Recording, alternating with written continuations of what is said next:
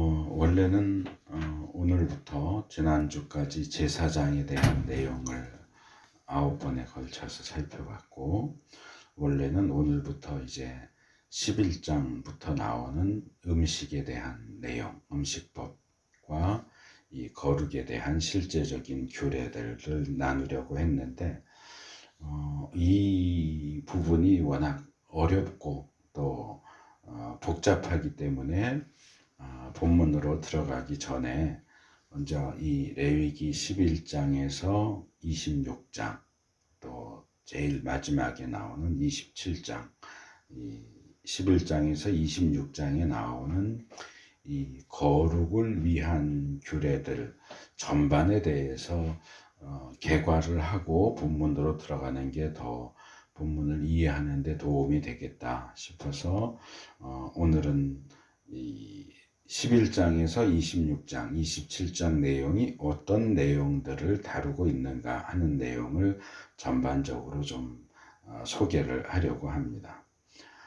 올해 첫 번째 주에 제가 레위기 전체를 개괄하면서 몇 가지 말씀을 드렸습니다. 그런 가운데 보통 이 27장으로 되어 있는 레위기의 가장 중심이 되는 부분, 핵심적인 내용을 대속죄를 다루는 레위기 16장으로 보통 많이 보지만 저는 이 제사장 사역을 다루는 레위기 10장을 가장 중심적인 부분으로 본다 하는 말씀을 드렸습니다. 그리고 이 제사장 사역을 다루는 레위기 10장의 가장 중심적인 부분이 10절, 11절 말씀이고, 그래서 이 10장을 중심으로 해서 10장 앞에 나오는 1장부터 7장까지 이 제사에 대한 내용, 그리고 10장 이후에 나오는 11장부터 26장까지의 이 거룩에 대한 내용, 그러니까 제사장이 중심에 있고 그 앞쪽에는 제사, 뒤쪽에는 거룩, 이렇게 이제 레위기가 구성되어 있다 하는 내용을 말씀을 드렸습니다. 그래서 마치 레위기 10장은 새의 몸통과 같고 1장에서 7장과 11장에서 26장은 양 날개, 좀 비율이 맞지는 않지만 양 날개와 같은 그런 형태로 되어 있다, 이렇게 말씀을 드렸습니다. 그래서 11장에서 26장에 나오는 그 전반적인 내용은 레위기 10장 10절 11절에 나오는 제사장이 분별해야 하는 무엇이 거룩한 것이고 무엇이 속된 것인가, 또 무엇이 부정한 것이고 무엇이 정결한 것인가 하는 것에 대한 보다 실제적이고 구체적인 내용을 다루고 있다. 예를 들어서 11장은 음식과 관련해서 무엇이 먹어도 되는 정결한 음식이고 무엇이 먹으면 안 되는 부정한 음식인지 그런 내용을 다루고 있습니다. 그래서 이 전체적인 흐름을 좀 파악을 하면 각 부분들을 다룰 때 좀 더 이해가 쉽지 않을까 말씀을 생각을 했고요. 그래서 제사장의 분별 사역은 11장에서 26장에 나오는 내용과 연결되어 있어서 제사장이 백성들에게 해야 하는 것, 하지 말아야 하는 것, 먹어도 되는 것, 먹으면 안 되는 것, 이런 것들을 분별하고 가르쳐서 지금 우리가 함께 읽은 레위기 19장 2절이 말하는 것처럼 하나님이 거룩하시기 때문에 하나님의 백성인 우리도 거룩해야 한다. 거룩하게 살아야 한다. 그러면 어떻게 해야 거룩할 수 있느냐? 부정한 것을 멀리하고 정결한 것을 가까이 해야 된다. 먹는 것, 입는 것, 말하는 것, 행동하는 것 하나하나 모두 부정결한 것을 멀리하고 정결한 것, 속된 것보다도 거룩한 것을 가까이 하는 방식으로 살아야 한다. 이게 이제 제사장이 말하자면 예방의학처럼 이스라엘 백성들에게 가르쳐야 하는 내용이고, 그렇게 예방을 했는데도 불구하고 실수로 또는 고의적으로 죄를 저질러서 이 정결함이 깨지고 거룩함이 깨질 경우에 어떻게 되느냐?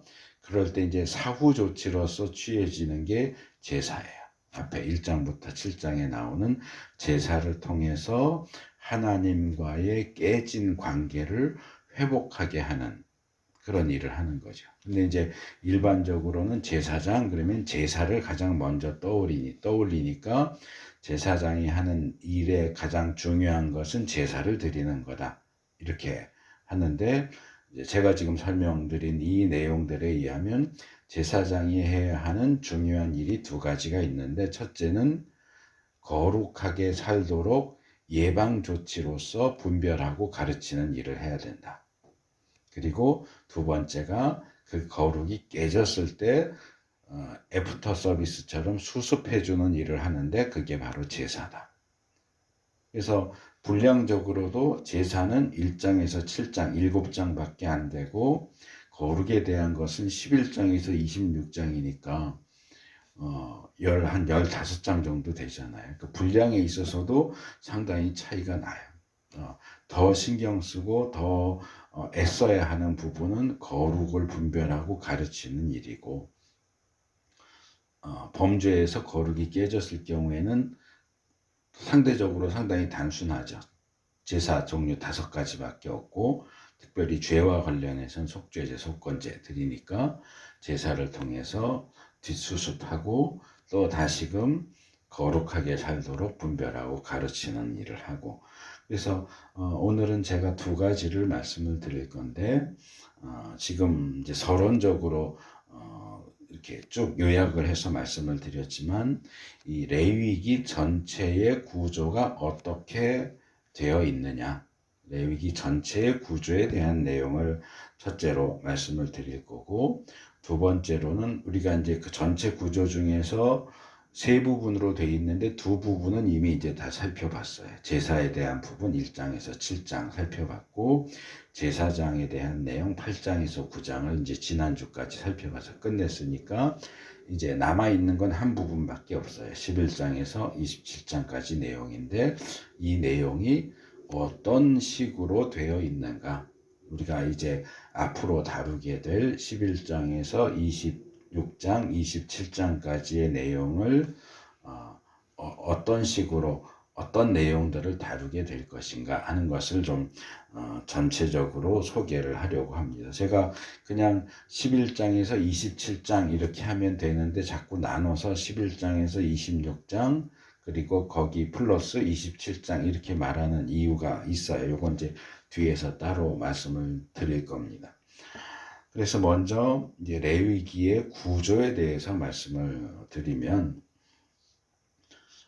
우리가 성경만이 아니라 일반적인 책을 읽을 때도 마찬가지예요. 무슨 소설을 읽는다거나 또는 어떤 학술적인 논문을 읽는다거나 이럴 때도 그 책이 전체적으로 어떻게 구성되어 있는가.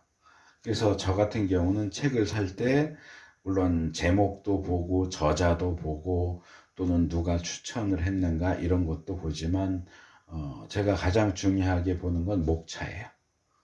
이 저자가 이 주제에 대해서 어떻게 이야기를 풀어가고 있는가. 1장, 2장, 3장, 4장 해서 여러 장 되는 그 내용을 어떤 방식으로, 어떤 순서로, 어떤 내용으로 풀어가는가. 그래서 뭐 저자도 사실은 중요하긴 하지만 과연 이 책이 내가 돈을 주고 살 만한 가치가 있는 책인가를 확인하려면 가장 좋은 것은 일단 목차예요. 그러니까 이게 구조죠.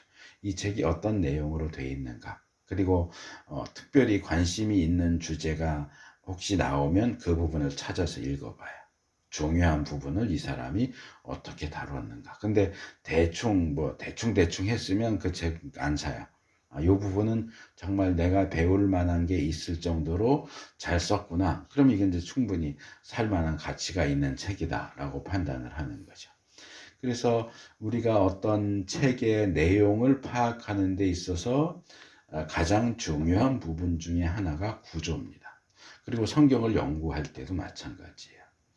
뭐 설교를 할 때는 이제 어떤 짧은 본문을 선택해서 주로 다루게 되고, 또 우리가 개인적으로 성경을 읽을 때는 그냥 쭉 읽어 나갑니다. 근데 이제 그냥 성경 그러면 한 권의 책으로 돼 있으니까 우리가 그냥 한 권으로 생각하고 읽지만, 사실은 성경이라는 한 권의 책은 66권이라고 하는 보다 작은 책이 합쳐져서 한 권이 된 거잖아요. 그러면 우리가 창세기를 알려면 창세기가 어떻게 내용이 되어 있는가를 알면, 본문을 읽어가면서도 전체의 구조를 늘 염두에 두고 창세기를 읽으면 창세기를 이해하는 데 도움이 돼요. 예를 들면 창세기는 크게 두 부분으로 나눠져 있죠. 족장들 이야기 나오기 이전에 창조부터 아브라함 이전까지 1장부터 11장 내용이 한 부분이고, 다른 한 부분은 아브라함부터 요셉까지 족장들의 역사를 다루는 12장부터 50장까지 내용입니다. 물론 더 들어가면 또 아브라함 이야기, 이삭, 야곱, 요셉 이렇게 내용이 또 네 부분으로 나눠지죠. 그러니까 그런 전체적인 구조를 머릿속에 가지고서 본문을 읽으면, 이게 이 책의 어느 정도 부분이고 앞에는 어떻게 연결되고 뒤에는 어떻게 연결되는구나, 이런 것들이 이제 흐름이 파악이 되니까 책 본문을 이해하는 데 도움이 많이 돼요. 출애굽기도 마찬가지입니다. 크게 두 부분입니다.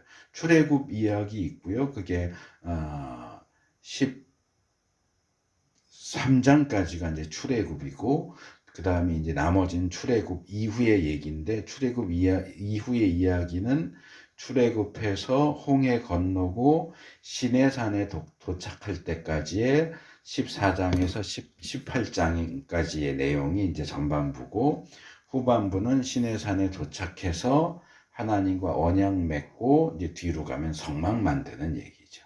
그러니까 이렇게 책 전체 내용을 이렇게 흐름을 이해하고 있으면 본문을 이해하는 데도 도움이 된다는 거죠. 그리고 레위기도 마찬가지입니다. 그런데 이 레위기의 경우에 레위기만 그런 건 아닌데, 모세 오경 가운데 출애굽기, 레위기, 민수기 이 세 권의 책은 공통적인 특징을 가져요. 그게 뭐냐 하면 이야기 본문, 스토리. 이제 신학이나 문학에서는 내러티브 이렇게 부르기도 해요.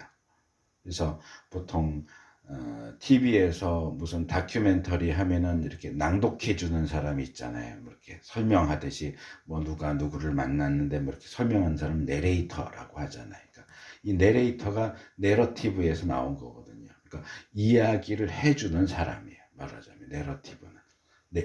내레이터는 이야기를 해주는 사람이고, 내러티브는 이야기라는 뜻이에요. 더 쉬운 단어로 이제 스토리. 그래서 이 출애굽기, 레위기, 민수기는 이야기 부분과 율법에 대한 부분이 번갈아 가면서 나와요. 출애굽기도 그렇고 레위기도 그렇고 민수기도 그렇고, 이야기가 한번 나오면 그 다음에 율법 조항들이 또 나오고, 그 다음에 또 이야기가 나오고, 그 다음에 또 율법 조항이 나오고, 이야기와 율법이 번갈아서 나오는 그런 독특한 구조를 가지고 있다. 그래서 이런 구조는 굉장히 중요한 게, 내가 뭔가를 이야기하려고 할 때 내가 말하고자 하는 내용을 가장 잘 담아줄 수 있는 그릇.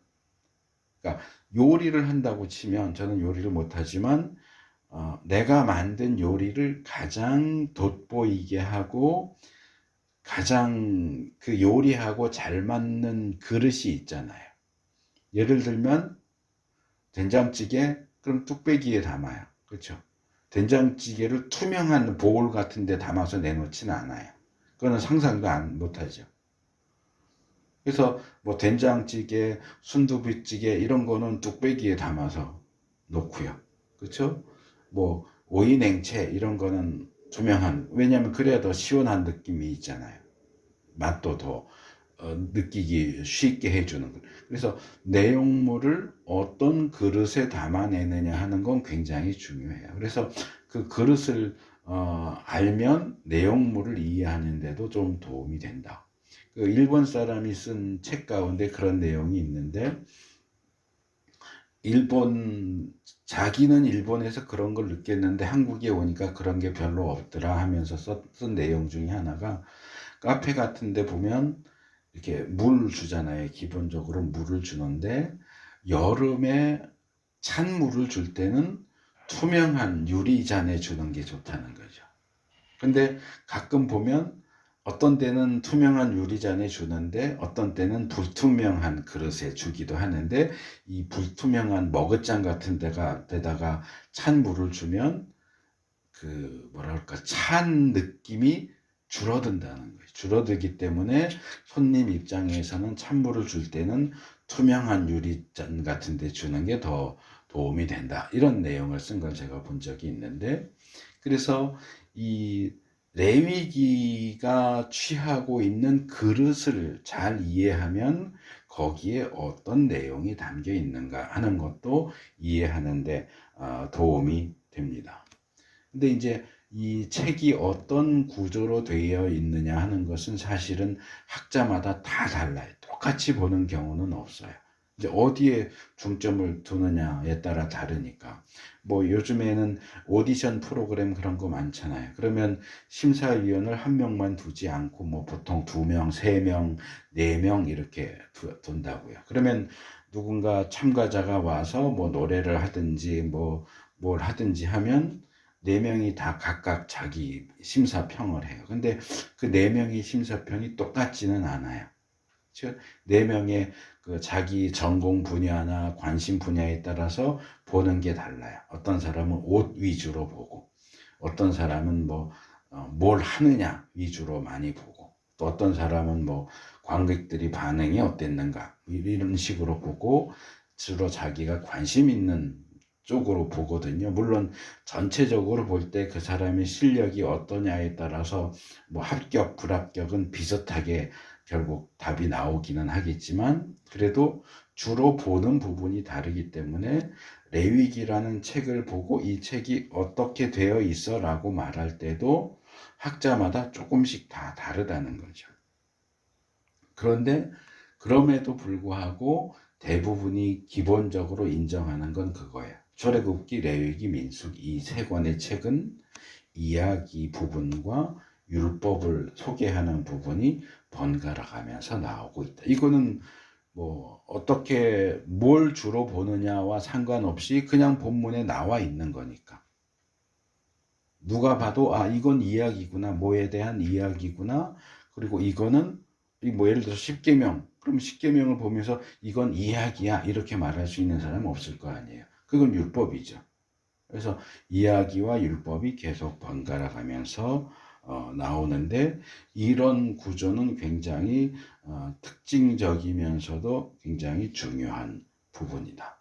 그래서 이 구약학에서 꽤 유명한 교수들이 2명이 같이 이제 구약 개론서를 쓴 게 있는데, 거기 보면 이 출애굽기, 레위기, 민수기에 대해서 이런 특징적인 구조에 대해서 이런 설명을 합니다.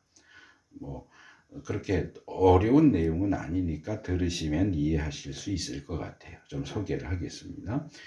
출애굽기는 성경의 다른 많은 역사서들과는 다소 차이가 나는데, 그 이유는 율법이 이 책에서 중요한 역할을 하고 있기 때문이다. 우리는 이 책에서 내러티브, 이야기 본문과 율법 본문이 밀접한 관계를 맺고 있다는 것을 보여주기에 충분할 정도로 다룰 것이다. 율법 문헌은 단지 이 책의 부록이나 분리된 부분이 아니라 구속사, 이야기, 구원 역사 속에서 함께 흐르고 있다. 출애굽기에 대한 설명에서 이렇게 나오고요.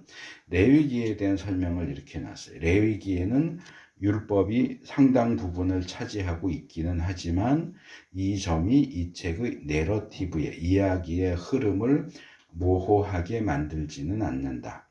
이 책의 모든 율법들은 이러한 내러티브 상의 배경을 가지고 있다. 이 책은 독자들에게 과거에 있었던 일들, 특히 이 경우에 있어서는 율법의 역사적인 배경에 대해서 알려주고 있다. 그래서 이야기 본문은 율법 본문들을 위한 외곽 틀로서 존재한다. 그러니까 왜 율법이 주어졌는지 그 이유를 이야기에서 설명을 한다는 거예요. 그러니까 뭐 쉽게 얘기하면 전설의 고향 이런 거 뭐 지금은 안 하지만 예전에 한참 했잖아요. 그러면 전설의 고향에서 다루는 기본적인 이야기가 뭐예요? 뭐 오늘날 어디를 가면 언덕이 있는데 언덕 이름이 여우고개다. 그럼 그 언덕 이름이 왜 여우고개냐? 그러면 이제 이야기가 나오잖아요. 뭐 이런 일이 있었고 이래서 여우가 어떻게 해서 그래서 후세 사람들이 그 언덕을 여우고개라고 부르게 되었다. 말하자면 여우고개라는 이름은 율법인 거고 왜 거기를 여우고개라고 하느냐 하는 거고 그 이전에 이야기는 그 여우고개라고 부르게 된 배경을 얘기하는 거예요. 그러니까 출애굽기, 레위기, 민수기에 나오는 이야기 본문은 그 뒤에 나오는 율법이 왜 나오게 됐는지를 배경적으로 설명하고 있다는 거예요. 그 다음에 민수기의 경우도 마찬가지죠. 민수기에서 율법 부분들 속에 들어있는 짧은 내러티브들의 경우를 제외하고 뭐 여기 좀 복잡한 내용이 있어서 그냥 건너뛰고요. 어쨌든 레위기에서처럼 율법은 내러티브를 배경으로 하고 있다. 그래서 출애굽기, 레위기, 민수기 세 권의 책 다 모두 이야기, 율법, 이야기, 율법 이런 식으로 나오는데 그 본문들을 자세히 비교하고 연구해 보니까 율법이 있고 그 율법 앞쪽에 이야기가 나오는 경우에 이 이야기는 그 이야기 뒤에 나오는 율법의 배경이 된다. 이게 이제 학자들의 기본적인 연구예요.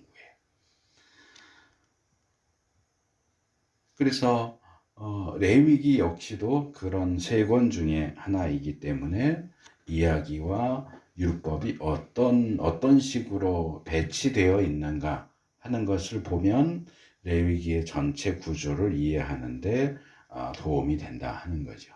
그래서 제가 이제 이 레위기 특별히 10장을 가지고 이제 석사 논문을 썼는데 처음에 제가 이 레위기 10장 가지고 논문을 쓰겠다라고 할 때 이 지도 교수 되시는 분이 되게 삐딱하게 좀 안 좋게 반응을 하셨어요. 그랬던 것 중에 하나가 뭐냐 하면 이제 흔히 생각할 때 레위기 그러면 율법책이잖아요. 근데 제가 이 레위기 10장을 이야기를 분석하는 이제 내러티브 크리티시즘 해가지고 이제 우리말로는 뭐 서사 분석 뭐 이런 식 서사 비평 이런 식으로 얘기하거든요.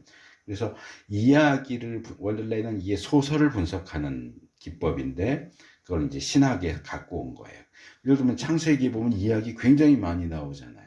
아브라함 이야기, 야곱 이야기. 그러면 이제 그 이야기를 이제 분석하는데 쓰는데 제가 레위기를 이야기를 분석하는 방법으로 논문을 쓰겠다 그러니까 이제 이분이 픽하고 비웃은 거예요. 무슨 레위기를 서사 비평으로 쓰느냐. 근데 저도 이제 좀 마음이 상했죠. 근데 보다 보니까 아까 말씀드린 것처럼 레위기에는 율법만 있는 게 아니에요. 이야기 본문이 있어요. 그리고 제가 선택한 레위기 10장은 이야기 본문이에요. 그러니까 보통 율법책으로 알려져 있는 레위기라고 할지라도 레위기 안에 있는 이야기 본문을 이야기를 분석하는 방법으로 논문을 쓰는 데는 전혀 문제가 될 게 없다는 거죠. 그래서 나중에 논문 다 써서 갖고 갔더니 그 얘기는 전혀 안 하시더라고요. 처음에는 무슨 레위기를 서사비평으로 써 이러시더니 그래서 제가 논문에도 썼어요. 그 내용을. 레위기를 서사비평으로 쓴다고 하면 레위기는 율법책인데 율법을 어떻게 서사비평으로 쓴다고 하느냐 하는데 레위기 안에는 이야기 부분이 있고 내가 선택한 이 본문은 레위기 안에 있는 몇 안 되는 이야기 본문이다. 그렇기 때문에 이 본문을 이야기를 분석하는 방식으로 분석하는 건 전혀 문제가 없다. 근데 이제 주석이나 관련되는 책자들을 보면 학자들이 공통적으로 얘기하는 건 이거예요. 레위기 안에는 이야기 본문이 2개 있다. 딱 2개 있다. 근데 이 2개의 본문이 어디냐가 서로 달라요. 그러니까 2개 중에 하나는 다 똑같이 인정을 해요. 그게 뭐냐면 레위기 8장에서 10장이에요. 우리가 그동안 제사장에 대해서 살펴봤던 제사장 위임식, 첫 제사 드린 거, 나답 아비후 사건 해서 레위기 8장, 9장, 10장이 이야기 본문이다. 이거는 모든 학자들이 똑같이 인정을 해요. 근데 그럼 또 하나의 이야기 본문은 어디냐? 이게 서로 갈려요. 어떤 학자는 레위기 16장, 대속죄일에 대해서 다루고 있는 레위기 16장이 이야기 본문이다. 그래서 레위기에는 8, 9, 10장과 16장 2개의 이야기의 본문이 있다 라고 주장하는 사람들도 있고, 또 하나는 24장도 전부가 아니고 24장 10절에서 16절 6절 밖에 안 되는데, 거기 제 기억에는 하나님의 이름을 저주한 사람 이야기가 나와요. 이렇게 둘이 싸우다가 혼혈 출신인 사람이 하나님의 이름을 저주해서 말하는. 그러니까 이제 그 부분은 사실은 의미가 분명하진 않아요. 하나님을 저주했다는 건지 상대방을 저주하면서 하나님의 이름을 썼다는 얘기인지 이제 불분명한데, 그건 나중에 그 본문 다룰 때 더 자세하게 말씀을 드릴 거고, 어쨌든 그렇게 하나님을 저주한 사람에 대해서 돌로 쳐서 죽였다 하는 이야기가 짧게 나와요. 그래서 어떤 사람들은 8, 9, 10장하고 24장 10절에서 16절이 2개가 이야기 본문이다. 그래서 서로 이제 의견이 갈리는 거죠. 2개인 거는 똑같이 다 인정을 하는데, 나머지 1개 어느 게 이야기 본문이냐 하는 부분에 대해서는 조금씩 주장이 달라지는 거죠.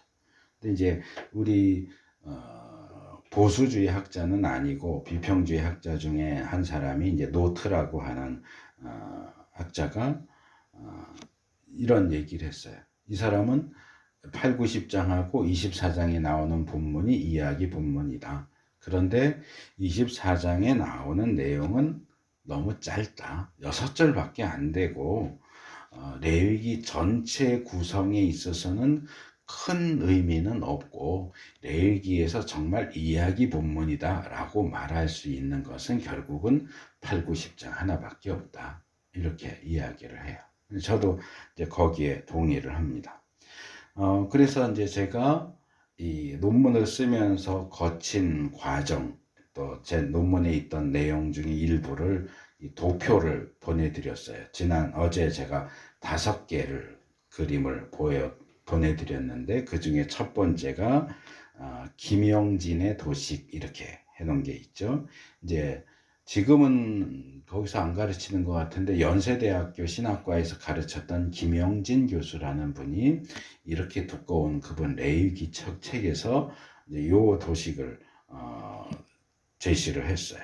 그래서 김영진 교수는 레위기 8, 9, 10장하고 24장 10절에서 16절이 이야기 본문이다 라고 주장을 하면서, 여기 지금 있는 것처럼 흰색, 검은색, 흰색, 검은색, 흰색 이렇게 5칸을 옆으로 쭉 나열을 해놨죠. 검게 칠해 놓은 부분이 이야기 본문입니다. 검게 칠해 있는 부분이 이야기 본문이고, 이야기 본문 앞뒤로 하얀 벽돌처럼 돼 있는 게 율법 본문이에요. 그래서 1장부터 9장까지의 제사와 관련된 기본적인 내용, 그리고 10장 나답과 아비후의 이야기, 그리고 그 중간에 11장에서 23장까지가 거룩과 관련된 실천적인 율법, 그 다음에 24장 10절에서 16절 하나님의 이름을 모독한 사람에 대한 이야기, 그 다음에 그 뒤에 나오는 25장에서 27장도 추가적인 규례, 이렇게 해서 율법, 이야기, 율법, 이야기, 율법, 이렇게 레위기 전체가 이렇게 구성되어 있다라고 이제 도식을 제시를 했어요. 그래서 제가 이걸 보면서 수정을 두 번을 했어요. 한 번은 이제 그 B라고 제가 A라고 그랬죠. 수정된 레위기 구조 A. 이제 이거 제가 만든 겁니다. 뒤에 제 이름을 넣어놨어요. 그래서 학자들에 따라서 어떤 사람들은 레위기 16장도 이야기다. 이야기 본문이다. 그렇게 말하니까 제가 중간에 하나를 더 넣은 거예요. 16장도. 그래서 1장에서 7장 제사에 대한 이론적인 규정, 그 다음에 8, 9, 10장 나답과 아비후의 제사장과 관련된 이야기, 11장에서 15장 거룩에 대한 실천적인 내용, 16장 속죄일에 대한 이야기, 17장에서 23장 실천적인 규례, 그리고 24장에 나오는 하나님의 이름을 모독한 사람, 그 다음에 추가적인 내용, 이렇게 했는데 이제 이 김영진 교수의 그 도표보다 복잡해졌잖아요. 그래서 이거를 제가 아까 소개한 그 마틴 노트라고 하는 학자가 그렇게 얘기했다고 그랬잖아요. 24장에 나오는 이야기는 짧기도 하고 그렇게 중요하지도 않다. 레위기에서 가장 중요한 이야기 본문은 8, 9, 10장이다. 그래서 과감하게 확 줄였어요. 그래서 가운데 세 번째 그림이요. 단순화하여 수정한 레위기 구조 B. 예, 단순화 시켰어요. 복잡하게 이거 왜 여기 이것도 이야기고 이것도 이야기인데 왜 그게 없어? 그렇게 비판할 수 있는데 그래서 제가 이건 내가 단순화 시킨 거다. 아주 단순화 시켜서 레위기 10장, 8, 9, 10장 또는 레위기 10장 요게 제사장에 대한 이야기. 그리고 그 앞에는 1장부터 7장 제사에 대한 율법, 뒤에 11장부터 26장, 27장 요거는 거룩에 대한 율법. 그래서 앞에 제가 설교를 시작하면서 설명했던 간단한 레위기 구조가 이렇게 해서 나온 거예요. 그래서 레위기 10장이 중앙에 있고 그 앞쪽에 제사에 대한 율법이 있고 뒤쪽에는 거룩에 대한 율법이 있고. 그래서 이 구조는 이제 제가 만든 거라서 다른 데서는 찾아볼 수가 없어요. 그래서 기본 구조가 이렇게 생겼고 어떻게 이게 서로 연결되는지는 아까 설명을 드렸으니까 일단 레위기 전체 구조가 이렇다 하는 거는 여기까지 말씀을 드리고 우리가 이제 그동안 올해 첫 주부터 제사에 대한 내용 다 살펴봤고요. 1장부터 7장 제사에 대한 내용 살펴봤고요. 그 다음에 8장에서 10장까지 제사장에 대한 내용도 다 살펴봤고 이제 제일 끝에 있는 거룩에 대한 율법만 이제 남겨놓고 있는데 이제 11장으로 바로 들어가기 전에 이 11장에서 26장 플러스 27장의 내용이 어떤 내용인가 하는 것을 한번 이제 훑어보면 좋겠다 하는 거죠. 근데 이제 사실은 창세기 같은 경우는 우리가 주로 이야기로 되어 있는 책이기 때문에 쭉 읽으면 대충 이제 정리가 쉽게 돼요. 창조 이야기, 홍수 이야기, 그 다음에 뭐 바벨탑 이야기 대충 그렇게 앞부분은 그렇게 나오고 아브라함, 이삭, 야곱, 요셉 이렇게 이제 정리가 꼭 이렇게 막 내가 이거 정리해야지 연구해야지 이렇게 하지 않아도 그냥 이야기다 보니까 쭉 읽다 보면 그렇게 자연스럽게 정리가 되는데 이제 출애굽기 들어가면 율법 막 나오고 언약의 책에서 율법 나오고 성막 나오고 그러면 이제 막 이제 정신이 없어지죠. 레위기도 마찬가지예요. 제사 내용도 쉽지 않죠. 어렵죠. 제사장에 대한 내용도 슬쩍슬쩍 이야기가 있긴 하지만 이것도 어쨌든 우리에게 익숙하지 않은 굉장히 어려운 내용이 나오고 더군다나 11장에서 20장 내용은 몇 번을 읽어봐도 이게 도대체 무슨 얘기인지 파악하기가 굉장히 힘들어요. 내용도 막 뒤죽박죽인 것 같고 앞에 무슨 내용이 나왔는지 읽었는데 기억도 안 나고 뒤에 나오는 내용이 앞에 내용하고 어떻게 연결되는지도 잘 모르겠고, 당장에 11장 들어가면 음식법이죠. 뭘 먹을 수 있고 뭘 먹으면 안 되느냐. 그럼 음식 나왔으면 그 다음에 뭐가 나와야 될까요? 근데 12장 넘어가면 이번엔 출산에 대한 내용이 나와요. 음식에서 갑자기 출산으로 뛰고요. 13장, 14장 넘어가면 이번에는 악성 피부병, 질병에 대한 얘기가 나오고요. 15장 넘어가도 역시 또 질병에 대한 유출병, 보통 그렇게 얘기해요. 그러니까 이게 음식, 출산, 질병, 이게 이렇게 뭐라 그럴까, 정말 두서없이 이야기가 나오는 것 같아요. 뭐 의식주 그러면 옷, 먹는 거, 집, 이렇게 순서를 하면 아, 이거 의식주의 순서구나 할 텐데, 이게 아니고 뭐 집 나왔다가 갑자기 뭐 동물 얘기 나왔다가 갑자기 질병 얘기 나왔다가 출산 얘기 나왔다가 뭐 이렇게 막 뒤죽박죽 막 뒤섞여 있는 것 같아서 이 부분을 이해하는데 굉장히 어렵다는 거죠.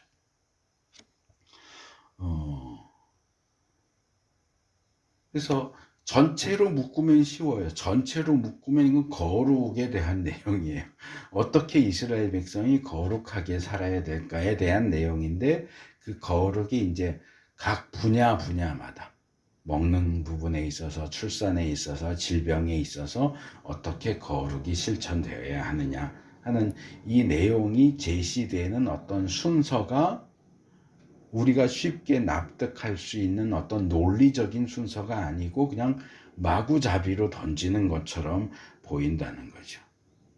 그래서 그게 제사장을 대상으로 하는 내용이든 일반 이스라엘 백성을 대상으로 하는 내용이든 종교적인 내용이든 윤리적이고 사회적인 내용이든 어쨌든 하나님의 백성은 거룩하게 살아야 된다 하는 내용인 것은 분명한데, 이 내용 자체가 상당히 어렵다는 거죠.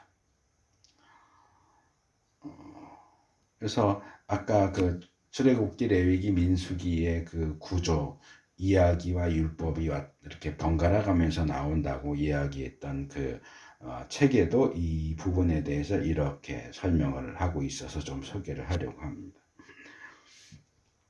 레위기의 율법의 중요한 관심사의 하나는 소위 제의적인 정결로서 깨끗함이라고도 불렀다. 이제 부정한 것과 정결한 것 할 때 이 정결한 것, 정결함, 깨끗함.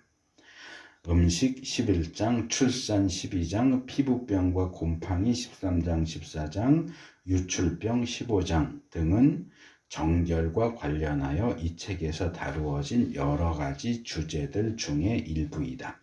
하나님께서 이스라엘과 함께 하시고 계셨기 때문에 이스라엘 진영에는 정결성이 보존되어야 했다. 정결한 상태여야 한다는 거예요. 늘 이러한 율법들은 이스라엘 그리고 하나님의 거룩성의 수호자들인 제사장들에게 어떻게 이스라엘 진영을 정결하게 보존할 것인가 하는 것에 대한 지침을 제공해 주었다. 이 항목들에서의 초점은 정결함과 부정함의 구분이다. 제사장은 이 두 가지를 구분짓는 일을 담당하고 있었으며, 또한 하나님께서 진노하시지 않도록 누가 진 중에 살고 누가 진 밖에서 살아야 하는지를 파악하는 역할을 하였다. 그래서 이 11장에서 26장 전체 내용을 이렇게 요약을 하는 거예요. 제가 출애굽기 뒷부분에서 성막을 다루면서 그렇게 얘기했죠. 이집트에서 노예로 살던 이스라엘 백성들을 구원했어요. 구출했어요. 그리고 그들을 시내산까지 데리고 와서 거기서 하나님과 계약을 맺어요. 계약을 맺어서 하나님은 이스라엘의 하나님이 되고 이스라엘은 하나님의 백성이 돼요. 그래서 계약을 맺은 다음에 한 게 뭐냐 하면, 하나님이 자기의 백성으로 삼은 이스라엘 백성 가운데 내려오시는 거예요. 그래서 이스라엘 백성 가운데 거하실 하나님의 집을 만드는 게 성막이에요. 그러니까 성막은 하나님의 집이에요. 그래서 하나님이 원래 하늘에 계시는데 이스라엘 백성과 관계를 맺으시면서 자기의 백성인 이스라엘 백성들이 사는 곳 한가운데 정중앙에 집 하나 만들어라 해갖고 성막 만드니까 거기에 내려와서 사세요. 그러면 하나님이 사시는 곳은 어때야 돼요? 거룩해야 되고 정결해야 돼요. 그러니까 하나님이 사시는 집이 있는 이스라엘이 사는 곳도 역시 깨끗해야 돼요. 거룩하게까지는 못해도 정결해야 돼요. 그러니까 이스라엘 백성도 그렇고 제사장들도 그렇고 가장 관심을 가져야 되는 건 뭐냐 하면 어떻게 우리가 살고 있는 이 이스라엘의 진영의 정결함을, 깨끗함을 유지할 것인가. 그러니까 이스라엘 진영 바깥은 더러운 곳이에요. 부정한 곳이에요. 그러니까 이 부정한 게 자꾸 들어오려고 그러고요. 이스라엘 백성, 이스라엘 진 가운데 사는 이스라엘 백성 가운데 누가 범죄를 저지르면 거기에 부정함이 발생해요. 부정해져요. 그리고 이 부정한 것은 곰팡이처럼 퍼져나간다고 그랬죠. 전염이 돼요. 그래서 이스라엘 진영의 어느 한 귀퉁이에서 부정함이 발생해서 이걸 빨리 처리해야 되는, 정결내든지 제사를 통해서 빨리 없애버려야 되는데 그걸 내버려둬서 마치 귤 상자 안에 썩은 귤이 한 알밖에 없었는데 이게 점점 옆에 있는 귤들 다 썩게 만드는 것처럼 이스라엘 진영으로 퍼지고 해서 이스라엘 진영 자체가 부정하게 됐다. 그러면 하나님은 성막에 더 이상 계시지 않아요. 떠나버려요. 하나님이 떠나버리면 하나님이 떠나버리신 이스라엘은 망하는 거예요. 그게 구약의 역사예요. 그러니까 하나님이 성막을 또는 성전을 떠나지 않으시게 하려면 이스라엘 진이 정결해야 돼요. 깨끗해야 돼요. 죄 지으면 빨리빨리 속죄제하고 정결례하고 해서 그 죄를 빨리 씻어내서 깨끗한 상태를 계속 유지해야 되는 거예요. 그 일을 제일 앞장서서 하는 사람이 말하자면 우리 코로나 있으니까 질병관리본부 이은경 씨 해갖고 맨날 나와서 하고 그러잖아요. 그러니까 이은경 씨 역할을 맞나요? 정은경인가요? 갑자기 이름이 헷갈리네. 그분 같은 역할을 하는 게 제사장인 거예요. 제사장이 나서서 빨리 가서 보고 사람이 됐든 건물이 됐든 옷이 됐든 이거 부정결해. 그러면 진 바깥으로 내보내야 돼요. 그리고 뭐 없애든지 뭐 씻어내든지 어쨌든 해서 이스라엘 진이 늘 깨끗하고 정결한 상태로 유지되도록 만들어야 돼. 그래야 하나님이 계속 함께 계시니까 이스라엘이 형통할 수 있는 거예요.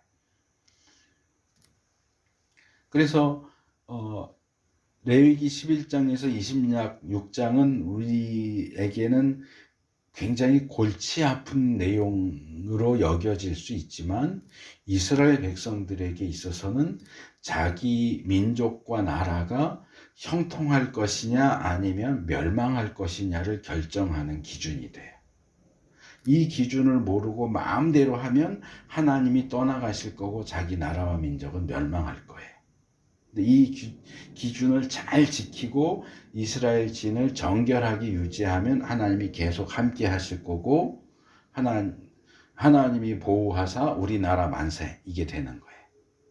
그러니까 이거는 대충 이렇게 할 수 있는 게 아니고 정말 신경을 쓰고 정신을 차려서 그 하나님이 요구하시는 그 정결함의 기준을 지키기 위해서 온 나라와 민족이 정말 힘을 모아서 그 정결을 위해서 힘쓰고 애써야 되는 그런 내용인 거죠. 그러니까 복잡하고 어렵다고 해서 에이 그러고 내팽겨치면 그거는 죽겠다는 거랑 같은 말이에요.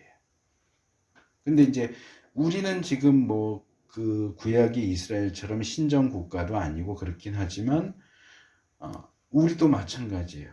하나님이 우리를 구원해 주시고 내가 거룩하니 너도 거룩하게 살아라 하시면서 거룩에 대한 규례를 주시는데 우리가 이게 복잡하고 어렵다고 해서 내팽개치고 무시하면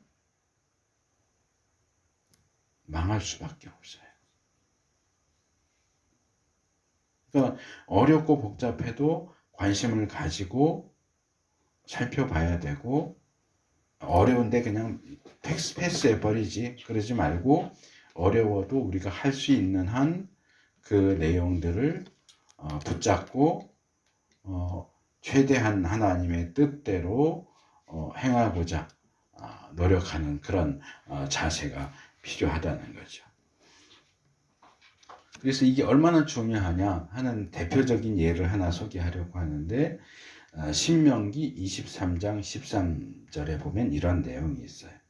당신들의 연장 가운데서 삽을 가지고 가야 합니다. 용변을 볼 때는 그것으로 땅을 파고 돌아설 때에는 배설물을 덮으십시오. 이게 무슨 얘기냐 하면, 이스라엘이 전쟁이 났어요. 그래서 전쟁을 하러 나갔어요. 그리고 이제 진을 치잖아요. 이제 상대편은 저쪽, 적군은 저쪽에 있으면 우리 이제 이쪽에 적당한 위치에 진을 친단 말이에요. 그럼 전쟁을 하러 나갔고 진을 쳤다고 해서 먹고 싸고 하는 걸 안 할 수는 없잖아요. 그럼 진 쳤는데 아직 전쟁은 시작하지 않았는데 싸야 되겠어. 그럼 어떻게 해요? 그 경우를 얘기하는 거예요. 싸야 되면 이 진친 바깥으로 나가서 싸라. 근데 꼭 삽을 가지고 나가라. 꼭 삽을 가지고 나가서 용변을 볼 때, 대변을 볼 때 땅을 먼저 파고, 거기 판 곳에다가 똥 싸고 똥 다 싸고 나면 그거 꼭 흙으로 다시 덮어라. 왜 이런 것까지 얘기해야 돼요, 하나님이? 아니 뭐 우리가 똥을 어떻게 싸든 싼 똥을 어떻게 하든 뭐 그것까지 하나님이 정해줘야 돼요? 꼭 파고 싸야 되고 싼 다음에 꼭 덮어야 된다. 그런 것까지 정말 쪼잔하게 똥 싸는 것까지 이렇게 다 하나님이 정해주셔야 돼요? 한두 살 먹은 애도 아니고. 근데 이게 왜 중요하냐? 그걸 제대로 하지 않아서 이스라엘 진이 더럽혀지면 하나님이 너희와 함께 하지 않으신다. 하나님이 함께 하지 않으시는데 이스라엘이 적군과 싸워서 이길 수 있겠어요? 그러니까 똥 한 번 잘못 싸면 전쟁이 지는 거예요. 근데 이 똥 싸는 문제가 결국 뭐냐 하면 거룩의 문제, 정결의 문제라는 거죠. 하나님이 너희가 전쟁하러 나간 그 진 가운데 하나님이 계속 함께 하셔서 전쟁하는 것도 함께 하시고 승리하게 하시려면 너희 진도 정결하게 해야 돼. 너희가 평소 사는 곳이 아니고 임시로 진친 곳이라도 정결해야 돼. 임시로 진쳤다고 해서 아무데나 막 똥 싸지르고 치우지도 않고 덮지도 않고 그렇게 하면 하나님 거기 안 계실 거야. 너희랑 같이 안 계셔. 그럼 니는 전쟁이 친다. 그러니까 이거는 굉장히 중요한 문제예요. 우리가 사느냐 죽느냐, 흥하느냐 망하느냐, 망해서 없어지느냐를 가르는 굉장히 중요한 문제라는 거죠. 그래서 우리가 이 문제를 굉장히 중요하게 여기고 살펴볼 필요가 있다. 그래서 이 1장에서 27장 내용이 어떤 내용들을 다루고 있는가를 제가 좀 정리를 했어요. 아까 말씀드린 대로 막 던지는 것처럼 보이기는 하는데 이게 정말 막 던지는 게 맞을까? 내용을 좀 정리를 해보면 뭔가 그래도 이렇게 정돈이 되지 않을까 싶어서 제가 장별로 내용을 정리를 했어요. 이건 표는 아니지만 그래도 그냥 듣는 거하고 눈으로 보는 거하고 다르겠다 싶어서 제가 정리해 놓은 내용을 캡처해서 까맣게 된 거 2개 보냈죠. 끝에 뒤에.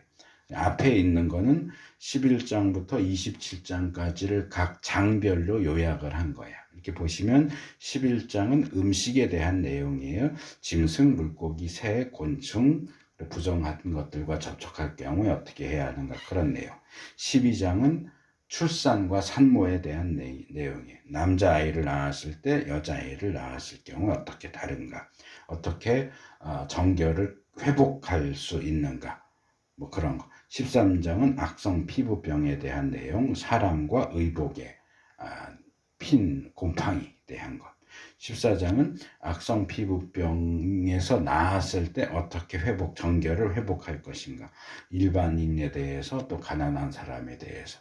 그리고 이제 추가로 건물에 곰팡이가 피었을 땐 어떻게 하느냐가 이제 추가적으로 나오고, 그 다음에 16장은 유출병에 대한 내용인데, 이거는 아마 오늘날로 비치면은 성병인 것 같아요. 그래서 질병에 대한 내용. 그 다음에 이제 16장이 속죄, 대속죄일에 대한 내용. 그 다음에 17장 넘어가면 주로 피에 대한 내용이에요. 짐승을 도살하는 것, 또 우상숭배, 그 다음에 피 먹는 거 안 되고, 찢겨 죽은 짐승도 먹으면 안 되고, 주로 피에 대한 내용. 18장은 성적 부도덕에 대한 내용이에요. 이방 사람들이 행하는 악한 성적인 부도덕 금지, 간음 금지, 우상숭배와 관련된 풍속 금지. 그 다음에 19장은 거룩과 관련된 내용인데, 부모 경외, 안식일, 화목제, 가난한 사람에 대한 배려, 공평, 이런 뭐 여러 가지 다양한 내용들, 윤리적으로, 주로 윤리적이고 또 종교적인 부분에서 다루고 있고요. 20장으로 넘어가면 불순종에 대한 형벌, 우상숭배자, 불효자, 간음자에 대한 형벌을 다루고 있고요. 21장으로 넘어가면 제사장에 대한 내용이에요. 장례에 대한 내용, 또 결혼에 대한 내용, 또 흠이 있는 사람은 어떻게 하느냐. 21장. 22장은 재물에 대한 내용이에요. 성물을 누가 먹을 수 있고 누가 먹을 수 없느냐, 어떤 것은 제물로 드릴 수 없느냐, 있느냐 없느냐, 그런데요. 23장은 절기에 대한 내용. 안식일, 유월절, 무교절, 초실절, 오순절, 나팔절, 속죄일, 초막절, 절기에 대한 내용. 24장은 성막과 관련해서 순금 등대, 진설병, 그 다음에 신성모독에 대한 이야기가 잠깐 들어가고, 그 다음에 다른 사람을 다치게 했을 경우는 어떻게 하느냐. 그러니까 좀 짬뽕되어 있는 느낌이긴 하죠. 25장은 안식년과 희년에 대한 내용. 26장은 축복과 저주. 보통 축복 저주하면 신명기에 나오는 신명기 28장인가, 다른 건 몰라도 이건 많이 알려져 있잖아요. 나가도 복을 받고 들어와도 복을 받고, 이제 그게 신명기 28장인데, 신명기 이전에 이 민수기 26장이 그 축복과 저주를 다루고 있고요. 그 다음에 27장 마지막 장은 서원과 11조에 대한 내용입니다. 그래서 제가 이제 장별로 본문을 쭉 훑으면서 핵심적인 내용을 요약을 한 거고, 이걸 다시 한 번 더 요약을 한 게 마지막 보내드린 그겁니다. 그래서 11장과 12장은 정상적인 생활과 관련된 먹는 것, 출산은 직접적인 관계는 없지만 어쨌든 우리가 어떻게 정결한 삶을 살 수 있을까에 대한 걸로 묶을 수 있을 것 같고, 13장에서 15장은 악성 피부병과 유출병, 그래서 질병, 비정상적인 질병에 대한 내용, 16장 속죄일, 17장, 18장은 우상숭배와 성적인 죄에 대한 건데, 둘 다 간음이라고 얘기할 수 있어요. 우상숭배는 영적인 간음이죠. 그리고 일반적인 성적인 범죄는 육적인 간음. 둘 다 간음으로 묶을 수 있고, 19장, 20장은 부모 경외 또는 불효와 하나님 말씀에 대한 불순종. 둘 다 불효로 묶을 수 있겠죠. 인간 부모에 대한 불효, 신적인 부모에 대한 불효에 대한 내용으로 묶을 수 있고, 21장, 22장은 제사장들과 제물에 대한 내용, 23장에서 25장은 절기와 성막과 관련된 내용, 26장은 레위기의 결론이라고 할 수 있는 축복과 저주. 자, 너희들 이 내용 다 들었지? 이 말씀대로 순종하면 복을 받을 것이고 불순종하면 저주를 받을 거야. 이 결론이죠. 그러니까 순종해, 이거죠. 순종해라. 다른 말로 하면 거룩하게 살아 하는 내용이고, 27장이 내용을 쭉 보면 26장이 결론인 것 같은데 27장이 뒤에 한 장이 더 따라 붙어요. 그래서 대부분의 학자들은 27장은 부록이다. 별로 중요하진 않은 내용이 뒤에 따라 붙었다. 그래서 부록이다. 보통 그렇게 얘기하는데 몇몇 학자들은 이건 부록이 아니고 이건 굉장히 중요한 부분이다 라고 이야기를 해요. 제가 앞에서 27장을 왜 따로 말하는지 뒤에서 말씀드리겠습니다 했던 게 이 부분이에요. 그래서 이 일본인 학자 키우치라고 하는 사람이 이 레위기 10장 10절 11절이 이 레위기 10장이 레위기 전체를 이해하는 데 있어서 굉장히 중요하다. 앞에 제사하고도 밀접한 관계를 가지고 있고 뒤에 뭐 나오는 음식법, 출산, 뭐 질병 이런 것들하고도 절기 이런 것들하고도 다 연결되어 있어서 이 10장을 중심으로 해서 레위기 나머지 내용들이 서로 다 연결되어 있다라고 주장하면서도 27장은 빼놨어요. 그러니까 이 사람도 27장은 별로 중요하지 않은 부록이야 라고 생각을 한 것 같아요. 근데 저는 27장은 굉장히 중요한 부분이라고 생각을 합니다. 제가 몇 번 소개했었어요. 그 정중호 교수라고 이 나답과 아비후 사건에서 이스라엘이 형제로서 애통해 준다 하는 그 부분도 했었고, 그다음에 아론의 분별에 대해서도 이 정중호 교수 글을 소개를 했었는데, 이분이 이렇게 27장이야말로 레위기의 결론 부분이며 실천해야 할 가장 중요한 과제가 있는 부분인데, 이 부분이야말로 새로운 공동체의 희망이 성취될 수 있다는 실제적인 전략을 제시하는 부분이기 때문이다. 그게 뭐냐 하면 제가 몇 번 이 부분 말씀을 드렸는데, 자, 교회에서 담임 목사님을 초빙을 하고 뭐 요즘에는 초빙하면서 바로 위임식을 같이 하는 경우도 있지만 예전에는 2, 3년 이렇게 사역하는 거 보고 이분이 우리 교회를 위해서 꼭 필요한 분이구나 이렇게 할 때 이제 위임 투표를 해서 위임식을 했어요. 그러니까 이분 은퇴할 때까지 우리 교회에서 사역하시도록 하겠습니다. 그래서 이제 위임식을 하면은 이제 노회에서 목사님들 여러 분 와서 이제 위임식을 해요.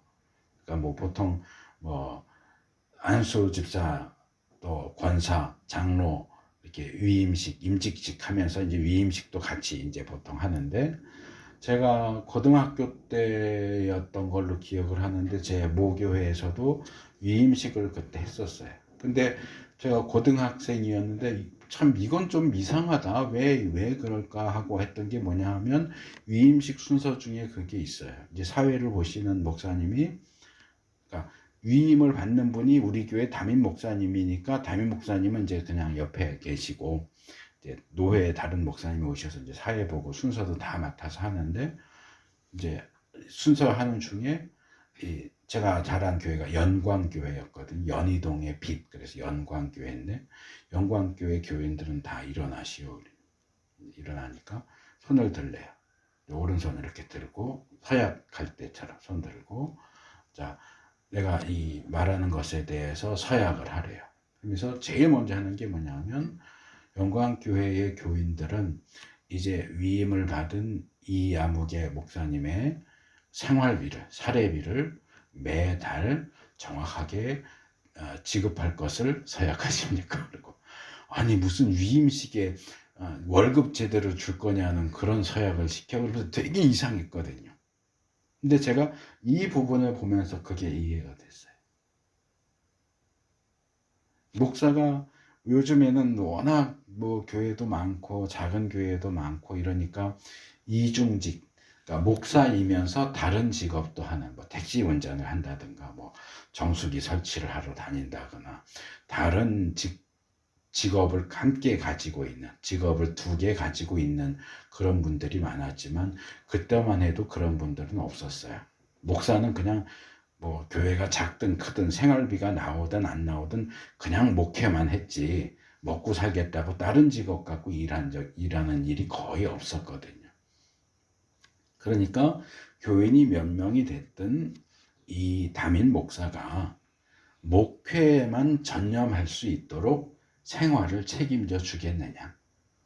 당신들이 당신네 교회 담임 목사로 불렀잖아. 위임하잖아. 그러면 위임했다면 이 사람이, 이 목사가 이 교회에서 성도들을 돌보고 목회하는 일에만 먹을 게 없어서 어떡하지 다른 직업을 가져야 되나 다른 일을 해야 되나 이런 일 없이 목회에만 전념할 수 있도록 밥 먹고 살 수 있게 해주겠느냐, 책임져 주겠느냐, 이걸 물어보는 거예요. 근데 저는 레위기 전체 구조를 보면 그게 떠올라요. 레위기의 핵심이 뭐라고요?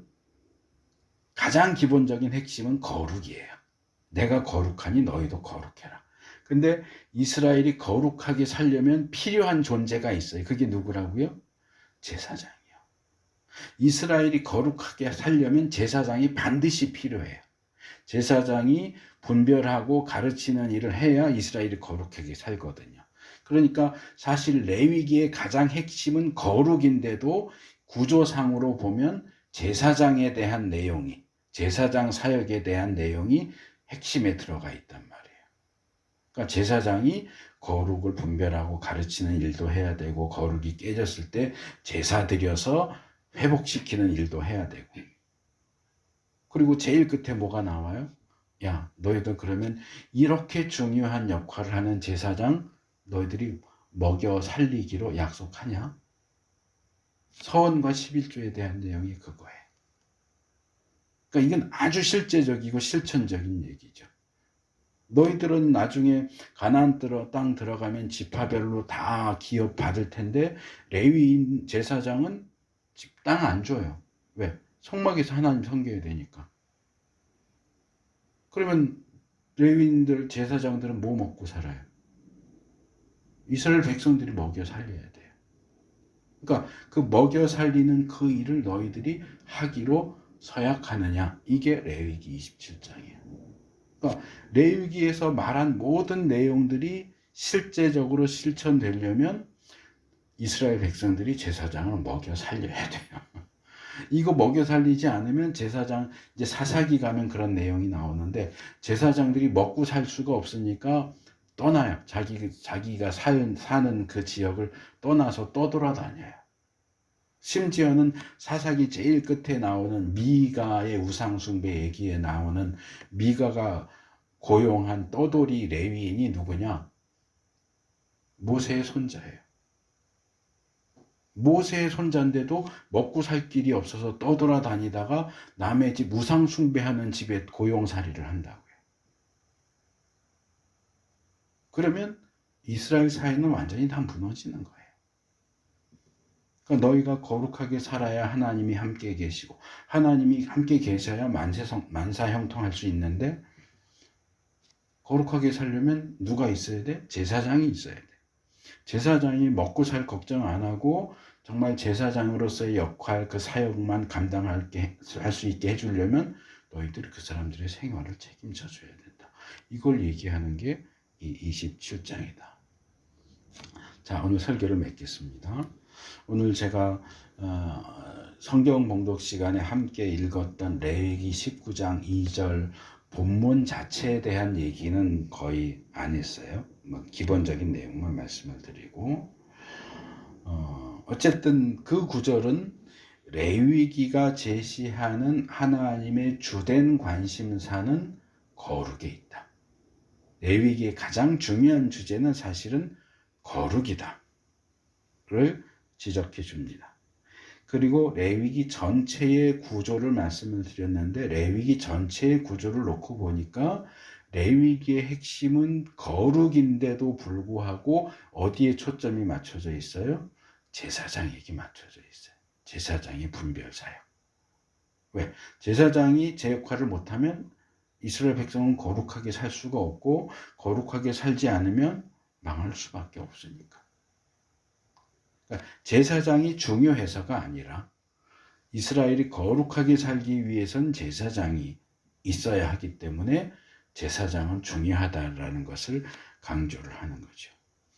그래서 11장에서 26장 내용을 요약을 해드렸는데, 정상적인 것과 비정상적인 것, 일반적인 것, 윤리적인 것, 종교적인 것, 일반 백성들에 대한 것, 제사장에 대한 것, 제사와 절기에 대한 이런 전반, 이스라엘 사람들의 생활 전반을 포괄하는 거룩의 기준, 정결의 기준이 뭐냐를 11장에서 26장에서 다뤄주고 있는 거죠.